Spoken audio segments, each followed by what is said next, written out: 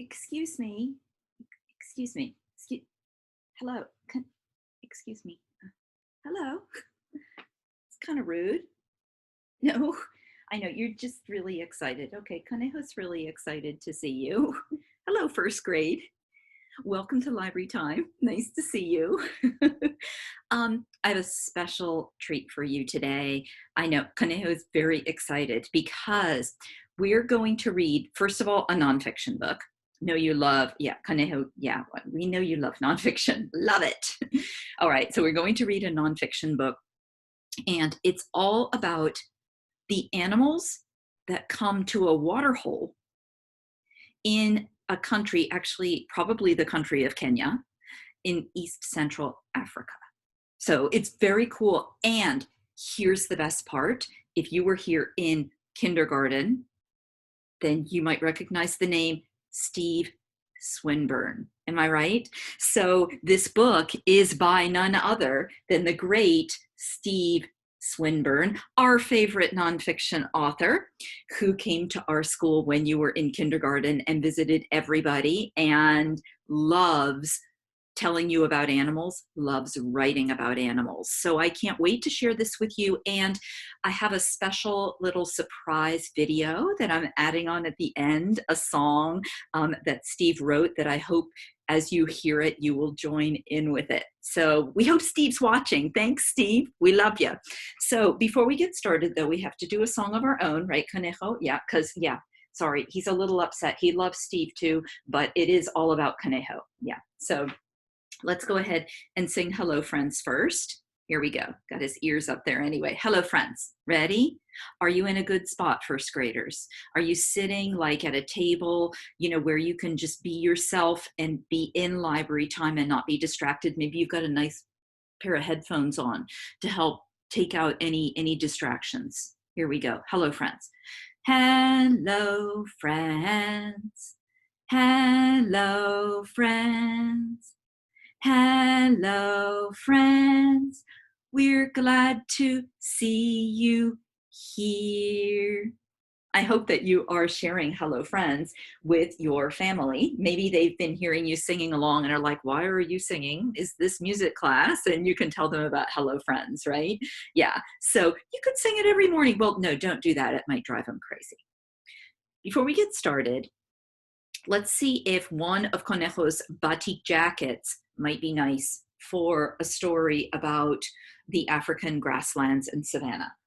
All right, let's take a look. Here we go. Okay, so we've got all these wonderful shirts. Yeah, oh, okay, yeah. He's kind of looking, I'm thinking, yeah, that's what I was thinking. I'm thinking this one at the bottom. He may have worn it for another lesson that I did with you. I don't know. I don't remember. He puts on a different shirt, different jacket for each lesson. But what I love about this is the pattern along the bottom. Yes, thank you very much, Kaneho. The pattern along the bottom. Yes, thank you very much. The tree in the back, the colors, they're very reflective of African fabric patterns, even though, as you know, all these batik jackets were made for Conejo by his friends in Surabaya, Indonesia. So, but there's batik in other countries too. People often think of batik, though, as associated with Indonesia because it's everywhere in Indonesia. Everywhere. Oh, very handsome with the bow tie. Yes, indeed. Very nice. Very nice. Okay. I've got some animals in a bag here that I think could be animals that might be in this book. I can't guarantee, I haven't double checked, but they could be animals that go to the water hole in Savannah. So let's take a look. And by Savannah, I don't mean Savannah, Georgia, and I don't mean like a girl who might be called Savannah. I mean on the Savannah, which is a kind of habitat or a kind of ecosystem like grasslands or savannas. Okay, so here we go. What do you think? Do you guys think that a giraffe might live on an African savanna and go to a water hole? Give me a thumbs up if you think so. Conejo does. Okay. Well, good thing that landed on the chair. All right. How about this one? Absolutely. Yeah, you think so? Thumbs up if you think so. Very nice. Oh dear. Okay, you kind of dropped that. Oh, okay. He's making it feel better. All right. Yeah. Take care of your lion. Okay. All right. Some kind of a monkey. What do you think? I don't know if it's this particular one, which looks like a chimpanzee, but some kind of a monkey or a primate. Mm-hmm. You think so? Thumbs up.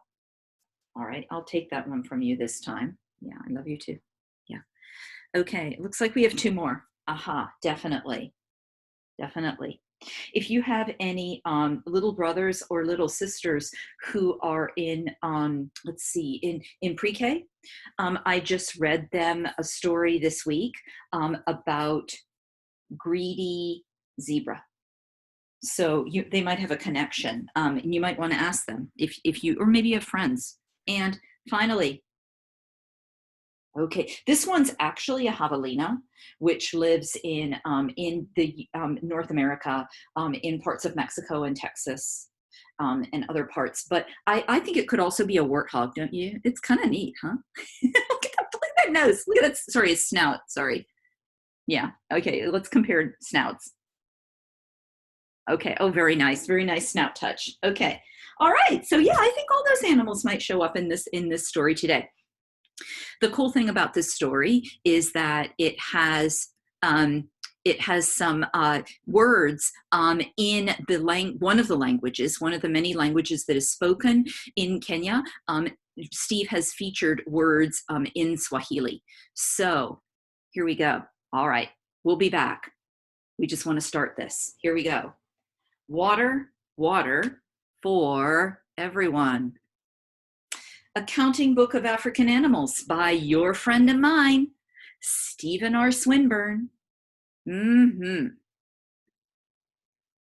There is what we call the half title. It just has the title on it. It's called the half title page. And Steve signed it to me. Isn't that nice? To my pal Leslie. Leslie is my first name. Jambo means hello, right? Welcome, hello. Happy counting. Steve Swinburne, 2019. Thanks, Steve. Here's the title page, Water for One, Water for Everyone, A Counting Book of African Animals by Stephen R. Swinburne, illustrated by Melinda Levine. And this book is published by the publishing company called the Millbrook Press in Brookfield, Connecticut. And we thank them and Steve and Ms. Melinda Levine for allowing us to read this book during this time of remote learning that we are going through right now. We thank them so much for allowing us to do this. It means the world to us to be able to use their book for educational purposes today. Thanks, Steve. There's the copyright page and also the dedication page. And I noticed that Steve dedicated this book to someone named Jennifer, his family's first elementary school teacher. How cool. And the illustrator dedicated it to someone named Mo. Isn't that nice to have a book dedicated to you? So this author's note actually appears at the end of the book, but I thought I would put it at the beginning. I thought we could practice a little bit of Swahili, the language one of the languages that is spoken in Kenya and also in countries like Tanzania and Uganda and Sudan. All of those countries are in the great continent of Africa. And so the first thing we're going to do is practice counting to 10. So I'm going to actually pop back in the picture just so that I can make sure that we're doing this together. And we can put the number on our fingers and then you can repeat it after me. And hey, if you really want to learn and practice some Swahili, then you know what you could do? You could make a little, pause this video, make a little screenshot of this page so you could practice it later with your family. So 1, moja. Good. 2, mbili. Good, you're repeating, good. 3, tatu. 4, nne. 5, tano. Good. 6, sita. 7, saba. 8, nane. 9, tisa. and 10 kumi. Excellent, my friends. Now, there's also some names for African animals there in Swahili, and I'll bring those up as we get to each page, and you can practice saying them along with me. I'll try to kind of have that open for me while I'm also reading the book to you, so we can do both together. Here we go. On a very dry day in Africa, one tortoise, one moja, found a lonely waterhole. Tortoise, Kobe. The tortoise tasted the water, and the water in the hole went down. Now, one of the things I want you to notice, by the way, about Steve's amazing writing is all the descriptive verbs he uses, all the action words that he uses, like the tortoise tasted the water. And you'll notice so many more as we go on. So how many animals now? You're right, 2, or in Swahili, mbili. These are bee eaters, nyengere. Excellent. 2 bee eaters flew over and settled beside the tortoise to take a drink. Did you notice those action words? The bee eaters sipped and sipped, and the water in the hole went down. 2 mbili. You know the next number coming up. Absolutely. 3 tatu. 3 baboons shuffled past and paused to drink. Baboon, niani. The baboon slurped and slurped, and the water in the hole went down.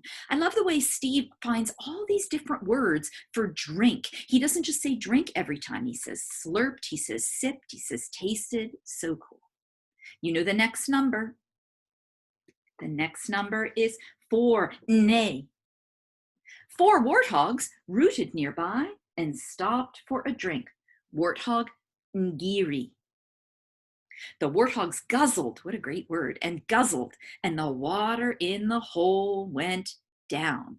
By the way, as we go through this, are you like counting the animals that are there? I see the turtle in the corner. Who knows if they'll all be able to fit on the page, but definitely we see the 4 warthogs, and we know how many animals are coming on the next page. So we'll be looking to count on the next page for 5 of these, 5 tano. 5 ostriches pranced by and bent way over to drink. Ostrich is mbuni. The ostriches swallowed and swallowed, and the water in the hole went down.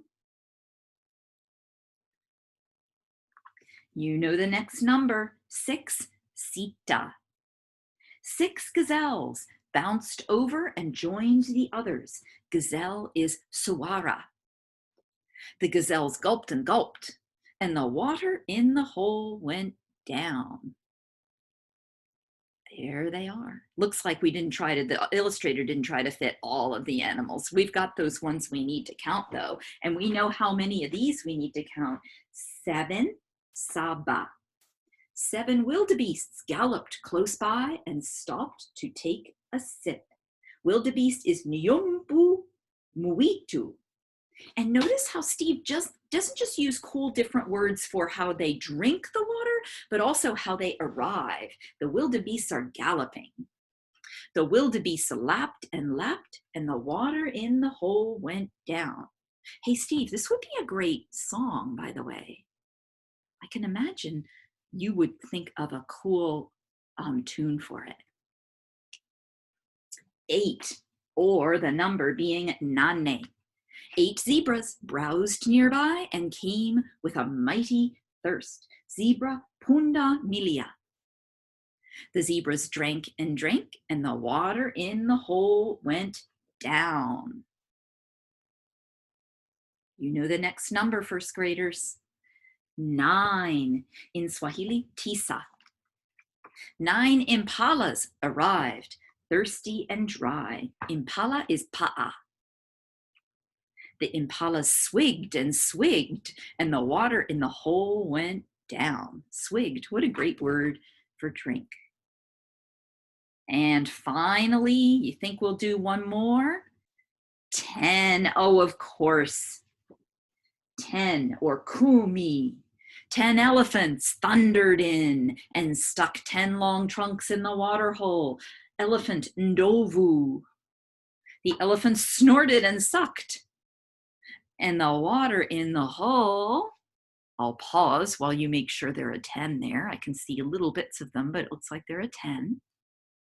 And the water in the hole disappeared. Uh-oh. Oh, look at them all. Okay, they all made a different kind of noise. What great verbs we've got. All right, let's try each one. I'll start on the left-hand page. The tortoise sighed. Everyone go, ah. Excellent. The bee eaters cackled. Everyone go, ah, ah, ah. Excellent. The baboon scratched. Everyone go, chick, chick, chick. The warthogs grunted. Everyone go, The ostriches shuffled. Everyone go, moving their legs. The gazelles bleated. Everyone go, bah. The wildebeest stamped. Everyone take your hands on your knees or the carpet. Make a stamping sound. Excellent. The zebras neighed. Everyone, yeah. The impalas snorted. Everyone, oh, I bet there were some good snorts there. But we have another one. What's that last animal there were 10 of? The elephants hung their heads. Then they swung their trunks to the sky and trumpeted with all their might to some passing clouds. How can you do an elephant trumpeting? How about, and you can pretend your arm is kind of going up to the sky like an elephant's trunk. Try it again. Wonderful.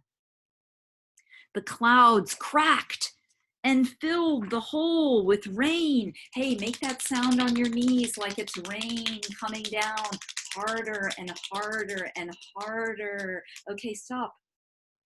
And then there was water for everyone. I bet they're all there.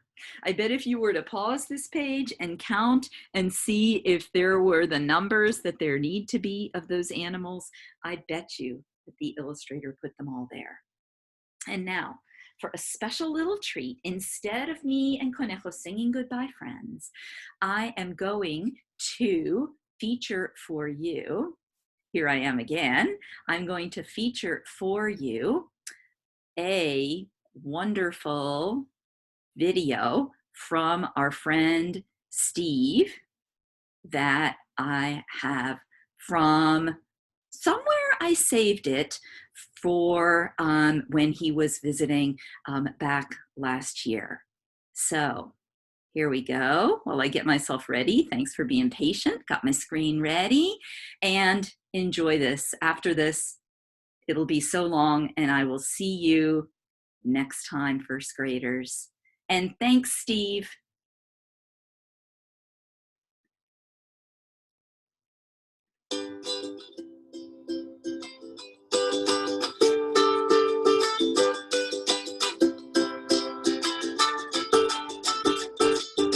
It's that time of year when authors come around, smiles on their faces and books in their hands, telling lots of stories, showing how to write so you can read night after night. I said, bye-bye kids, I hope you have a good day. Bye-bye kids, don't forget to read. Bye-bye kids, I hope you have a good day. Don't forget to read. Sing along, everybody. Talk about fiction, talk about facts. Grab your book from the library stack. If you want to make your dreams come true, read a book, one or two. I said, bye-bye kids, I hope you have a good day. Bye-bye kids, don't forget to read.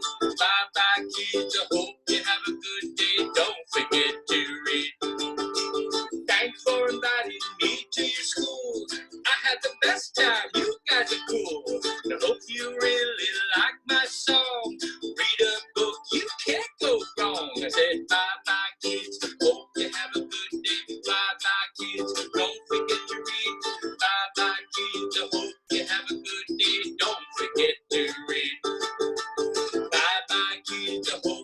a good